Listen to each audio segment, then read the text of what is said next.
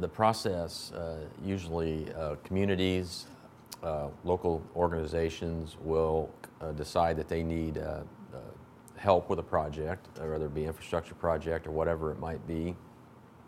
And they will then decide, obviously that organization or city or county would decide the details of that. Then their board, whether it be the city, the county board, would decide they want to try to fund this project. They would take that to One Voice, to the EDC.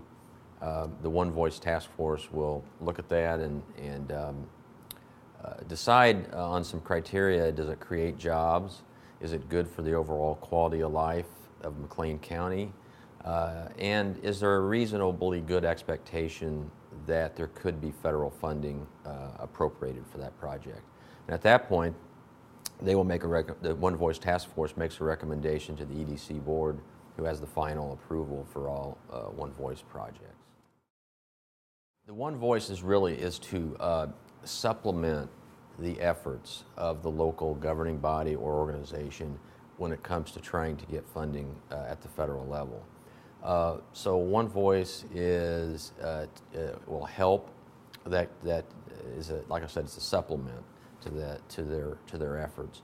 So the entity has to formally make a request of the senator, the U.S. senator, or the U.S. congressman, or both, at the federal level. And then One Voice will reinforce that, and reinforce it by that this is a community-wide effort. This is a community-wide support. This will help everybody in the area, and so it gives them that more broader support that they need to garner the funding. To really be effective, there is so much competition throughout the country for federal dollars when it comes to infrastructure and other types of projects.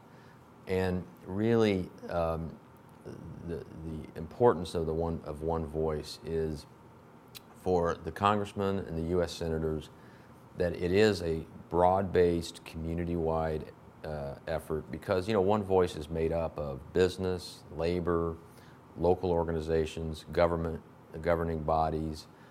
So it's a broad perspective, and it's really going out to Washington saying our entire community from all those areas supports this project for example, the city of Bloomington.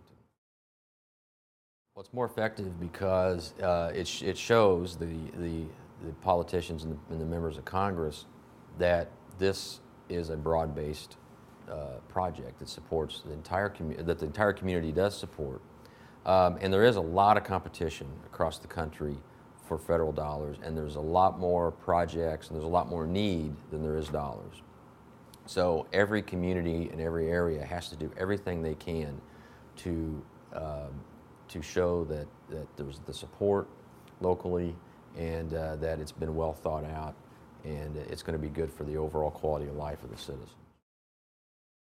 Well, my past experiences on the trip, I mean, you'd be surprised in Washington, D.C., on a daily basis, the congressional offices and the Senate offices have people from either their congressional district or their state that they represent in their office every day asking for support on issues and funding for certain types of projects. So it's one thing to meet with your members of Congress in the congressional district or in the state, but it really shows that commitment when you have a delegation go out, broad-based delegation, go out representing projects. It shows the level of effort and the importance to the community that these projects have, and it just helps to build that relationship. And it's an ongoing relationship, because you can also meet with the congressional staff that you normally don't get to see because they're in Washington, D.C., and they can get to understand your projects better, and they can ask questions, and those face-to-face meetings are really important. And it's important to build that relationships because even, politics is a relationship game. It's about building those relationships.